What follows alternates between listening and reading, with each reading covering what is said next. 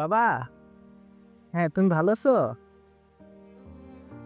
না বাবা, আমি তো অফিসে বাবা। এবার ঈদে আসবা না বাবা? আমি তো ঈদে আসতে পারবো না বাবা। হ্যাঁ, তুমি দাদু ভাইয়ের সাথে নামাজে যাও। আমি ঈদের পরে ছুটি হলেই চলে আসবো। বাবা তুমি নিজের খেয়াল রাখো, হ্যাঁ ইম্মা ফারুক বাবা।